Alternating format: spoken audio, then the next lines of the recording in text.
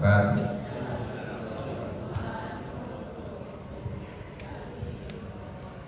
Alhamdulillah, alhamdulillahilladzi an'ama 'alaina bi ni'matil iman wal islam.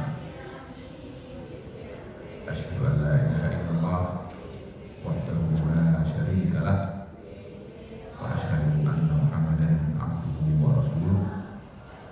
Allahumma shalli wa sallim wa barik ala nabiyyina Muhammadin wa ala alihi wa sahbihi wa tabi'in ajma'in bi ihsanin ila yaumil wa ba'd. Jamaah sekalian, alhamdulillah bersyukur kepada Allah SWT. Kita masih diberi kesempatan untuk semakin mendekatkan diri kepada Allah Subhanahu wa Ta'ala. Karena semakin Allah beri nikmat kepada kita, berarti kita harus siap dengan pertanyaan yang lebih banyak. Nikmat kita yang kita rasakan ini adalah berasal dari Allah, dan nikmat itu semuanya akan ditanya. Bagaimana kita akan menjawabnya? Tentu kita harus bersiap dari sekarang.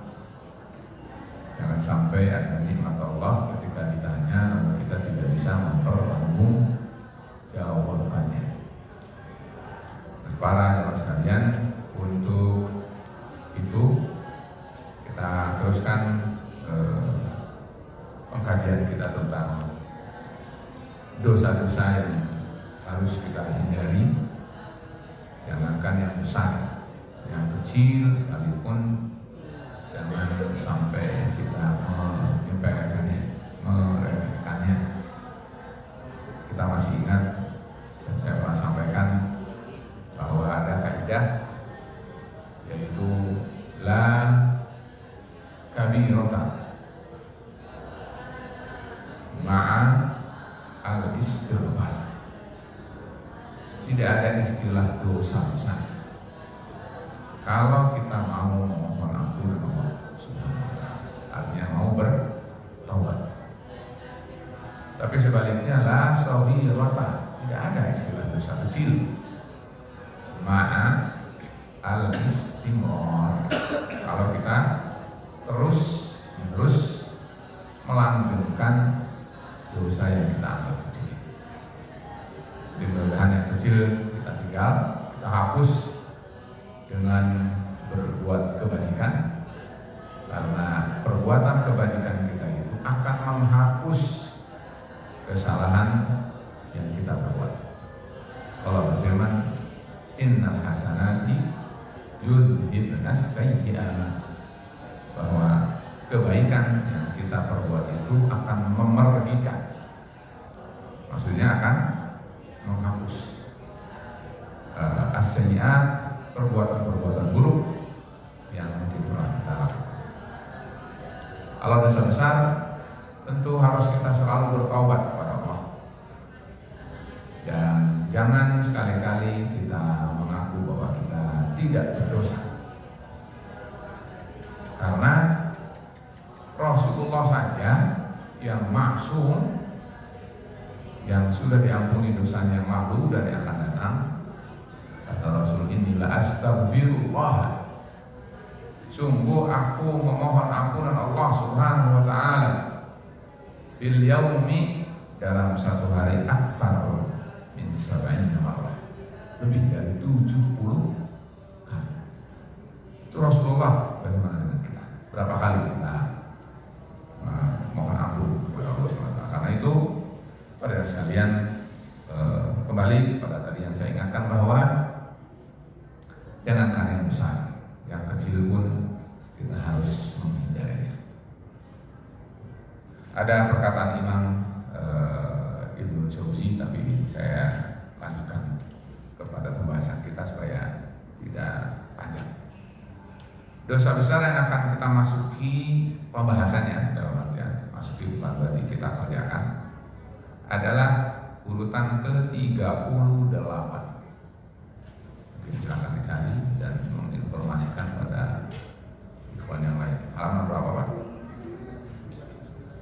269 silahkan buka. Kalau di kitab saya ini halaman 81. Halaman 81. Jadi sedikit sekali di bawah halaman 200-an, sini hanya 81. Ya, pendek bab ini, tetapi jangan dianggap sepele. Ya, coba kita perhatikan. Kata beliau judulnya adalah Al-Mutasammi'u 'alan nasi ma yusirruna. Mutasammi' itu berasal dari kata sama. Sama itu artinya adalah mendengar.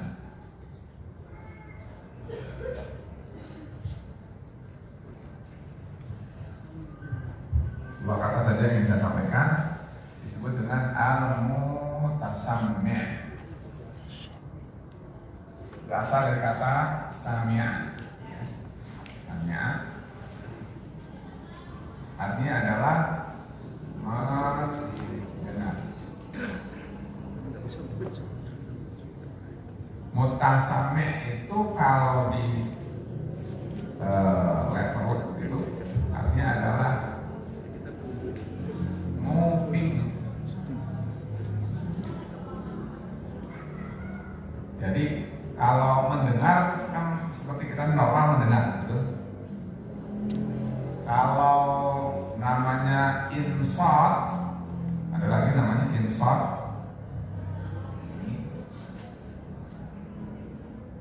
Ya, itu lain lagi. Insat, itu lagi.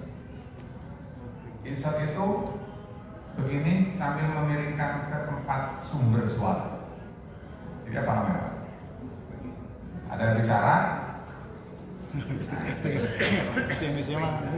Apa? Jadi mendengar tetapi sambil mendekatkan telinga kita ke sumber suara. Itu namanya insat. Bapak dengar kalau zaman barulah di masjid-masjid biasanya, karena itu masih ada, cuman sayangnya jamaahnya tidak ngerti. Katanya biasanya sebelum khutbah naik mimbar, katanya an Abi Hurairah radhiyallahu anhu. Pernah dengar kalian itu? Bila sa'adal khatibu 'alal mimbar, apabila khatib naik mimbar, maka ada kata-kata yang tadi wasma'u wa ansita kan? Ansitu terus wa'ati'u wasma'u wa'ati'u antum turhamun Allah ya kan? Nah, ansitu itu insat. Insat itu maksudnya kalau khatib lagi dengar jangan ngantuk, ini harus gini. Kebanyakan karena khusyuknya jadi tidur. Harusnya insat itu perhatikan betul. Aku khatib ngomong apa ya? Nyimak ya. Simak dengan baik. Tapi kalau nyimak kapan dengan menjanokan gitu? Tidak, jadi belum juga. Jadi apa yang bermakna mendengar, tapi telinga kita itu condong ke sumber suara itu namanya insat. Kalau istami' itu dengarkan. Isma' dengarkan. Jadi bahasa itu ada ini isma' itu dengar. Isma' tsumma karrir. Dengarkan kemudian ulangi. Itu biasa dengarkan. Tapi kalau istami' dia dengar juga, tapi dengar dengan tadi yang lebih dekat adalah menyimak. Didengarkan dari mana sumber itu berasal. Kalau insat lebih lagi seperti yang saya katakan. Jadi, nah al-mutasammi' nguping. Disebut nguping itu gimana? Karena orang lagi bicara. Orang itu tidak suka kalau antum dengar, tapi antum maksain dengar. Kalau orang itu tahu bahwa antum mendengarkan pembicaraannya, dia tidak suka. Namanya apa bahasa Indonesia? Mata-mata. Antum lagi ngomong berdua nih, ada orang ketiga ngamatin, itu namanya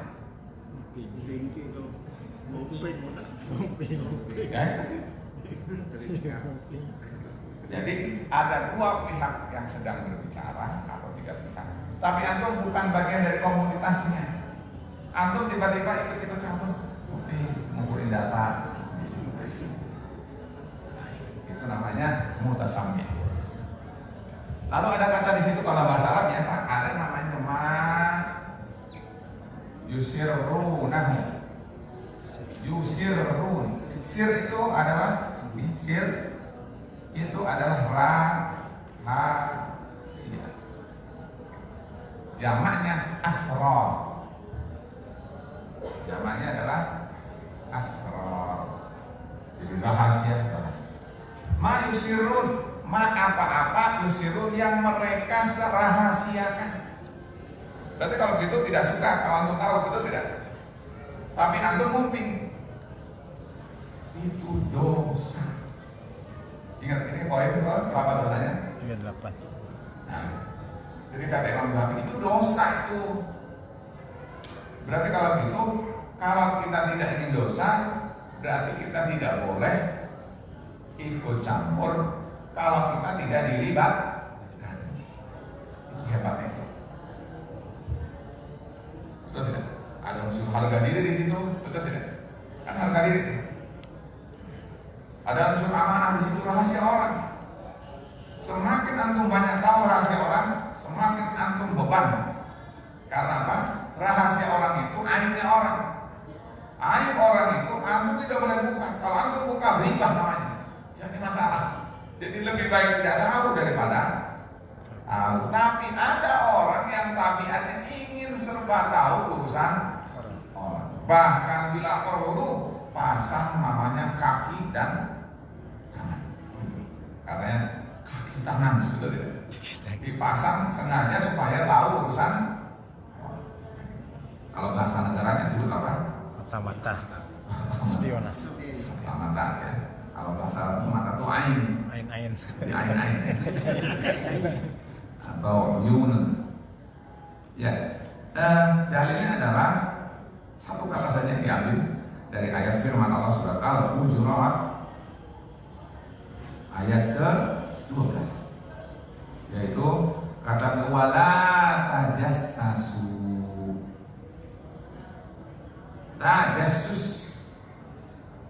Tajassus itu orang yang berprofesi tajassus disebut jasus.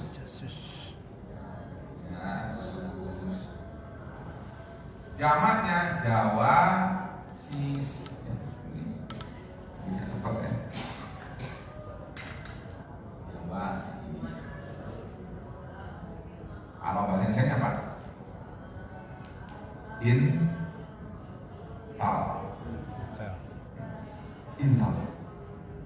Intel itu ada yang bersifat pribadi, ada yang bersifat komunitas, bahkan yang bersifat negara. Dalam Islam mau pribadi, mau keluarga, mau masyarakat, mau negara, tidak boleh melakukan namanya jasus.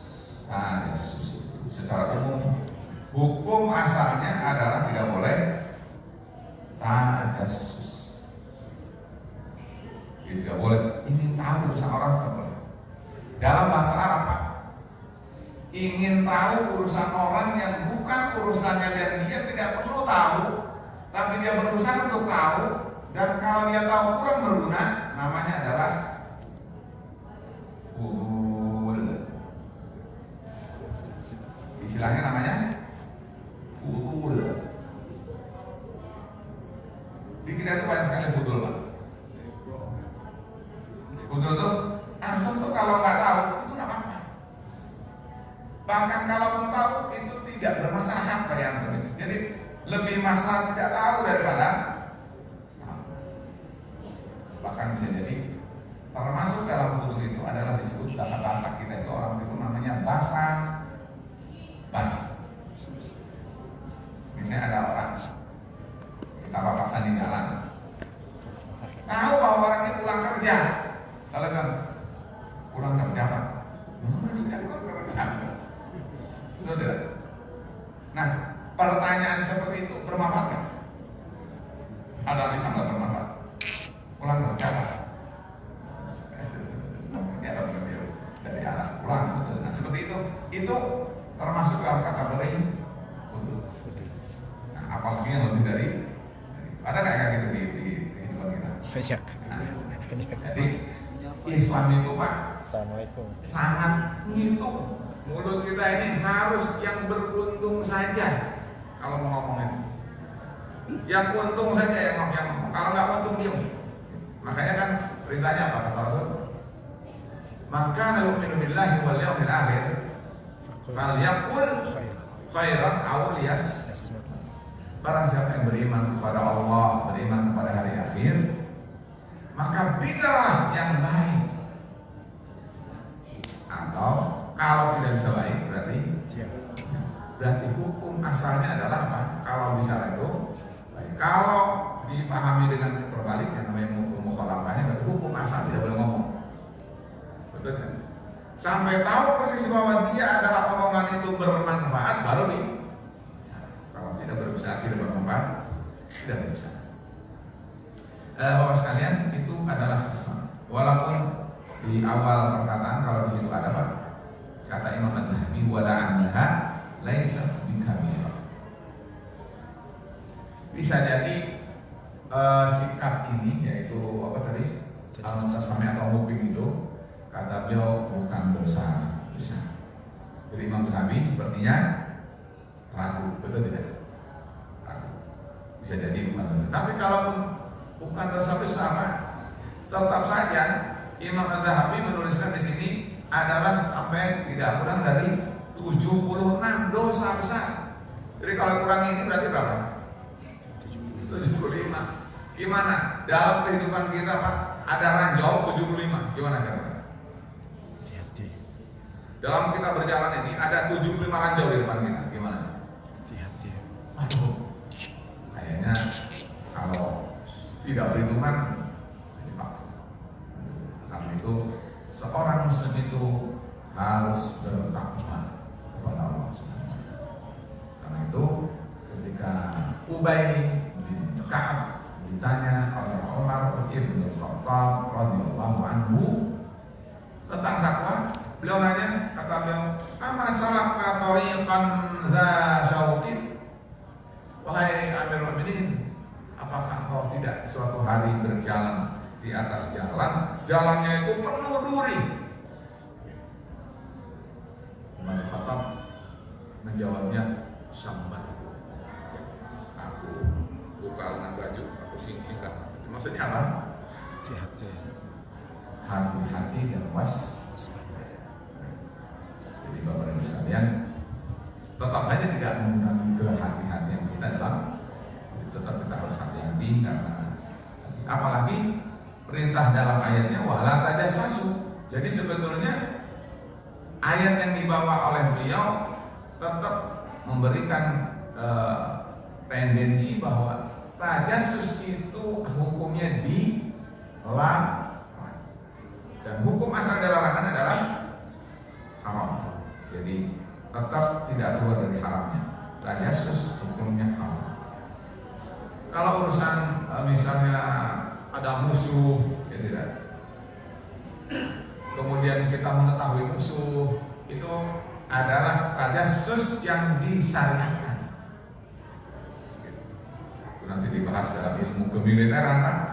Dalam kemiliteran Islam ada namanya tajassus. Dan para jemaah sekalian, kalau kita ingat tentang kemarin yang kita lewati tanggal 10 Asyura, betul? Di mana Al-Husain radhiyallahu anhu menjadi korbannya, itu adalah karena korban jasus. Korban jasus. Jadi ketika Muslim bin Ubaid itu adalah sedang memberi informasi bahwa Al-Husain akan dan sedang menuju ke Kufah, gitu. Lalu ada orang yang memberitahu kepada Amir Basrah. Lalu akhirnya apa? Akhirnya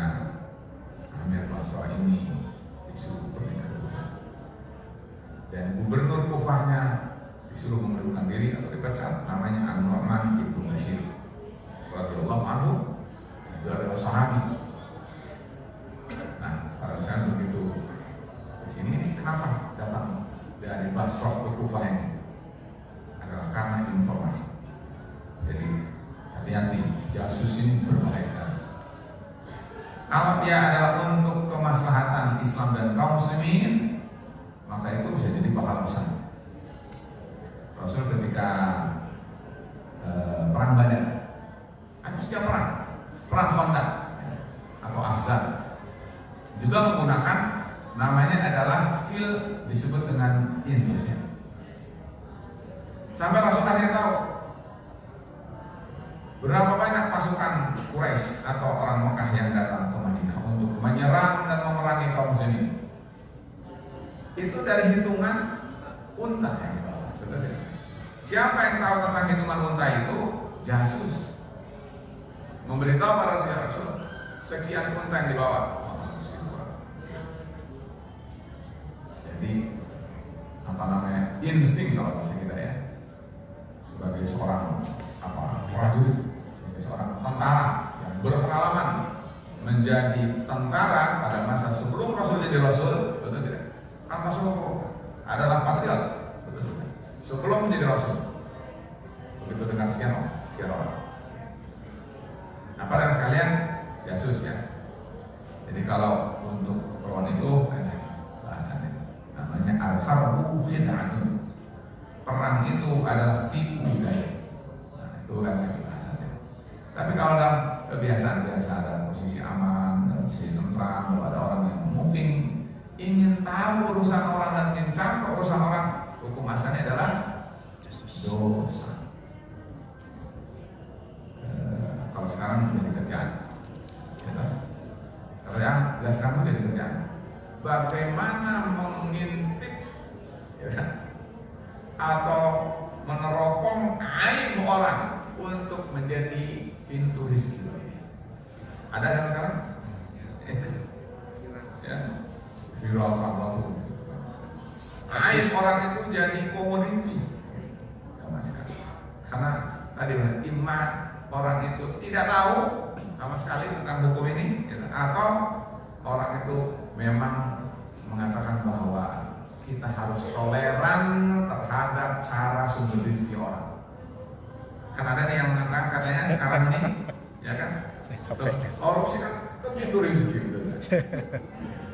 Berbeda pandang dalam cara mengatakan bahwa itu pintu rezeki, gitu. Nah, harus toleran lah, gitu. Ya kan, ada yang kata seperti itu. Jadi bagi orang yang beriman kepada Allah, takut sekali tidak boleh untuk ikut campur urusan. Nah, sekarang masuk pada hadis. Kata beliau, hadisnya adalah sahih, Pak. Di situ disebutkan ya, riwayat Imam Al-Bukhari dan Imam Muslim. Kata beliau, Imam Az-Zahabi rahimahullah taala, wa qala an-nabiy sallallahu alaihi wasallam, man istama'a ila hadithi qaumin wa hum lahu karihun subba fi udhunayhi al-uqwi wa bardiha. Sampai di situ kalau kaitan dengan. Kata beliau, man barang siapa istama'a tadi mendengarkan, kuping, ila hadithi, hadis artinya pembicaraan, kaum artinya suatu kaum, yakni sekerumunan orang apalagi sendirian. Sedangkan mereka itu tidak suka pada orang itu kalau dia nguping, tidak suka. Soalnya kalau undang itu namanya press conference. Lagi Pak, betul tak? Sengaja para informan itu dipanggil supaya tahu tentang informasi lain lagi. Kalau ini tidak boleh. Anda jangan tahu, malah duri-duri. Nah, itu namanya jasus.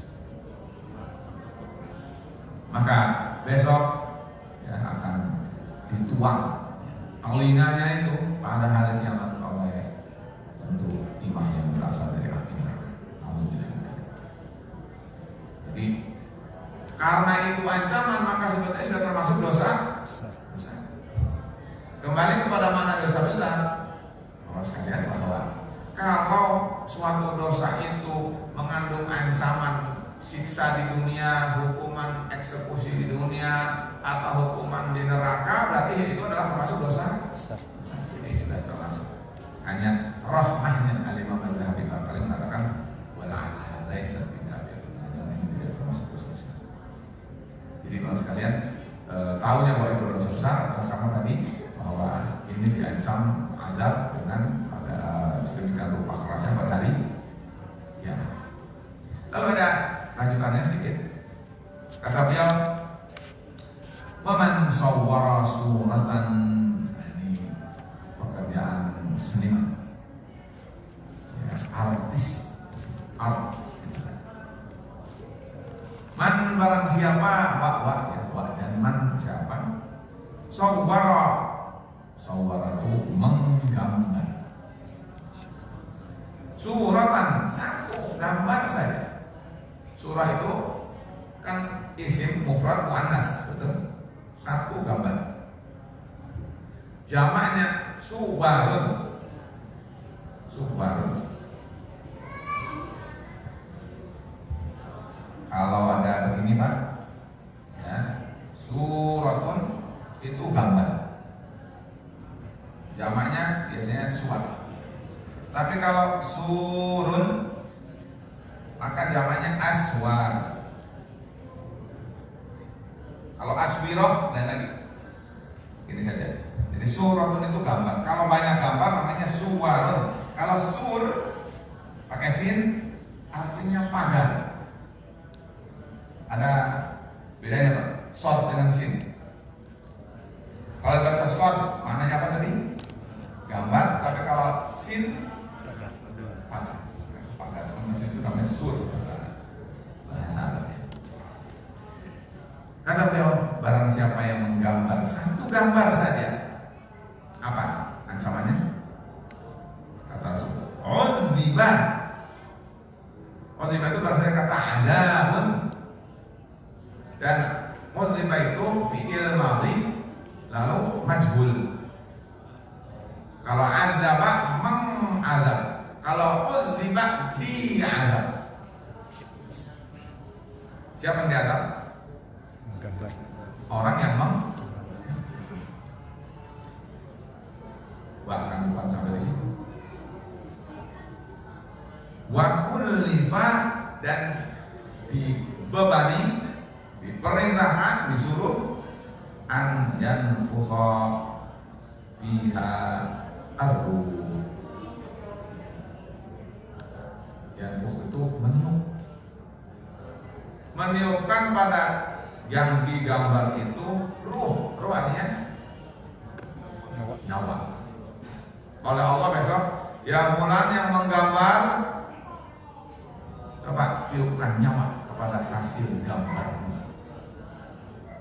Lalu kata Rasul, walaisa binafiq, dia tidak bisa melakukan itu. Ini bisa cukup dijadikan sebagai landasan bahwa tentang batasan dunia seni, Islam membolehkan untuk berindah-indah. Di dalam hadis Rasul bersama kata beliau, innallaha jamilun. Sesungguhnya Allah itu indah. Yuhibbul jamal. Hati-hati dengan cara baca. Kalau mau ayat hadis ini. Kata Rasul, innallaha jamilun. Yuhibbu al-jamal. Kalau ini dibaca yuhibbu al-jamal, artinya Minta. kalau jamal artinya indah. Kalau jamal artinya unta. Sesungguhnya Allah indah dan suka unta, begitu. Wah, bahaya sekali. Ini bahasa kita. Sesungguhnya Allah itu indah dan suka dengan keindahan. Jadi dalam Islam ada seni, boleh berseni. Yang tidak boleh itu dalam batasan tertentu. Misalnya menggambar. Menggambarnya juga misalnya yang bernyawa. Jadi kalau dalam bahasa disebutnya adalah surah ya, dan al-arwah, gambar yang bernyawa. Ada nama istilah lain dengan lahadzilun. Jadi kalau menggambar itu tidak bernyawa boleh. Ruh, gitu ya, ruhnya. Yang bernyawa siapa? Manusia. Manusia atau hewan. Jadi bukan hidupnya, tapi ruh. Kalau misalnya pohon, pemandangan, boleh. Tapi kalau bernyawa seperti hayawan atau manusia, berarti tidak. Nah, karena itu cari bagaimana alat peraga. Biasanya para ulama mengatakan potong atau putuskan lehernya dan buramkan mukanya, sehingga dia tidak terkesan makhluk hidup. Jadi itu sedikit tentang masalah gambar. Nah, para sekalian, ini adalah kaidah. Berarti dalam hadis ini Islam berbicara tentang seni, ya tidak? Seninya namanya seni gambar. Kaidahnya adalah boleh gambar, tetapi yang tidak bernyawa. Sebab kalau bernyawa masuk dalam kategori dosa. Bukti bahwa dia dosa diancam oleh Allah Subhanahu Wa Taala bahwa dia akan diadab plus apa tadi? Dituntut, diperintahkan supaya dia memberi hidup pada yang digambarnya dan tidak akan bisa. Jadi para hadirin sekalian, ini adalah terkait dengan satu masalah. Tapi fokus masalah kita bahwa kita adalah tadi seperti masalah mobbing atau tajasus. Jadi tajasus ini adalah tadi sudah kita jelaskan bahwa hukum asalnya ini. Kecuali kalau urusan dia adalah urusan perang, urusan jihad, fisabilillah, maka kita adalah harus waspada. Nah, dan itu ada di dalam berbagai hal. Ada namanya rahasia perusahaan. Ya tidak, itu juga hati-hati. Karena dalam bisnis kan begitu Pak. Bisa jadi curi start, ada istilah namanya curi start. Ya, belum dia diproduksi, orang ini sudah masarin. Kan mungkin itu terjadi. Kenapa? Karena ada orang yang sengaja dipasang untuk mengetahui, meliput, bahkan bisa jadi mengopi data, betul? Untuk kemudian dijual data itu kepada mungkin partner bisnisnya, sehingga dia modifikasi dan segala macam sampai dengan sebelum dia memasarkan dia sudah keluarkan roman ini. Nah itu kan dalam dunia persilatan ada prinsip itu ya. Jadi kadang-kadang seperti itu adalah harus kita waspadai. Kalau dia adalah sebetulnya untuk saling satu sama lain berinovasi, betul tidak? Boleh. Yang jadi masalah itu adalah akhlak bisnis. Akhlak bisnis itu adalah kadang saling menjatuhkan. Ingin dia yang untung supaya temannya jatuh. Nah itu yang akhlak yang terserah. Beda dalam Islam. Kalau dalam Islam itu adalah orang maju itu bagus. Bahkan bila perlu orang lain maju nggak apa-apa. Saya pernah diceritakan, pernah saya ceritakan atau belum di sini. Saya di Madinah waktu belajar kita Nailul Autar. Kita naik motor Imam Asy-Syaukani. Saya kami waktu itu menjelaskan, kata beliau, di Madinah ini 50 tahun yang lalu, kalau waktu itu tahun 90, 50 tahun berarti tahun 1940 Pak. Tahun 1940-an di Madinah itu ya, katanya di pasar itu ada sampai adegan seperti ini. A, B ya, contohnya begitu. Ada penjual toko A, ada penjual toko B. C ini pelanggan A gitu. Berarti semestinya si A ini kan Malah sekarang ada istilah namanya momentum. Bagaimana caranya agar orang itu selalu berlangganan ke dia, betul tidak? Karena itu teknik marketing bagian masuk ke sini. Nah, orang ini suatu hari dibelanjai oleh si C, malah nolak. Jazakallahu khairan, syukran, kamu belanja sama. Tapi hari ini antum belanjanya ke sekolah. Belanja ke sekolah lah, Pak. Kalau tahu bahwa dia bisa jadi harganya saingan, bisa tinggalin ini, betul tidak? Kesini aja belanjanya. Loh, antum sudah langganan antum, gitu kalau bahasa kita kan. Kata beliau, orang ini sedang punya kebutuhan yang lebih daripada kebutuhan saya. Ada nggak orang begitu dalam bisnis? Ya? Itu tahun 90-an saya waduh saya, oh lagi itu Masya Allah ya. Itu zaman sudah abad 20, gimana abadnya? Abad ke-7, abad ke-8 waktu itu, sudah tidak? Kualitas manusia itu Madinah gitu. Ya, walaupun waktu itu saya lihat sudah ada bank Belanda gitu. Tapi para sekalian, demikian akhlak Islam itu. Tapi kalau dalam dunia bisnis yang bisnisnya adalah materialis, tidak perlu adakan intelijen untuk tahu rahasia tentang pabrik partner itu. Kemudian suruh ada orang yang bisa mengambil data itu, lalu kita modif di sini, lalu kita jual dengan produk kita, merek kita. Dia memilih. Ini ada moral ya tidak baik. Tapi kan ada. Dalam Islam kalau tajasus itu untuk seperti itu kan masuk juga, betul. Jadi, bapak sekalian, sebetulnya ini adalah menjadi landasan. Bagaimana Islam meletakkan kaidah-kaidah dasar bermuamalah. Bermuamalah sosial dalam artian pergaulan satu sama lain, di mana seseorang harus punya kedewasaan sosial, harus punya akhlak yang mulia dalam berkaitan dengan saudaranya di dalam pergaulan sehari-hari, dan dia juga harus tahu bagaimana cara agar dia tidak merugikan orang lain. Dia tidak ingin tahu urusan orang, dan dia harus dengan jujur. Ya. Diajarkan di sini contoh-contoh akhlak yang mulia. Satu, tidak boleh betul. Yang kedua, tidak boleh merusak hubungan orang. Tiga, sportif. Jangan mencari-cari ingin untung dari dasar merugikan orang lain. Ini kan nilai-nilai luhur semua, betul tidak? Nah ini sangat jarang. Kalau di kita malah kebalikan yang disebutnya halal.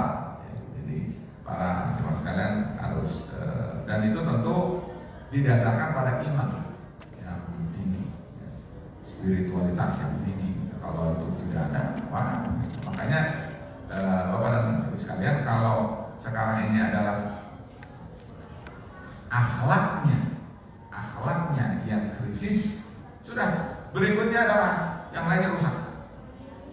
Kalau bicara rusak, kalau bersikap rusak, kalau bekerja rusak, karena apa? Karena akhlak.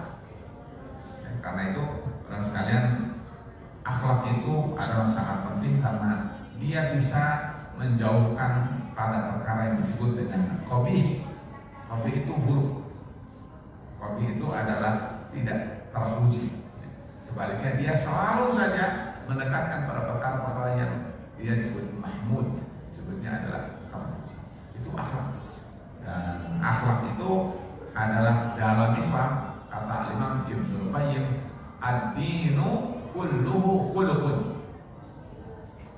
Ya, kata beliau, agama itu, Islam itu seluruhnya akhlak. Jadi orang kalau akhlaknya bermasalah menunjukkan pada dinnya bermasalah. Jadi para bapak sekalian, ini adalah yang harus kita sadari. Masuk ke besar-besar berikutnya atau tanya jawab? Masuk bisa? Oh, sudah dong. Ya, kita coba di sini mudah bermanfaat.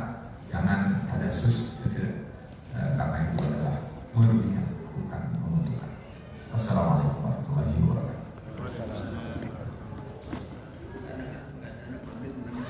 Hah? Iya, jemput dulu Pak.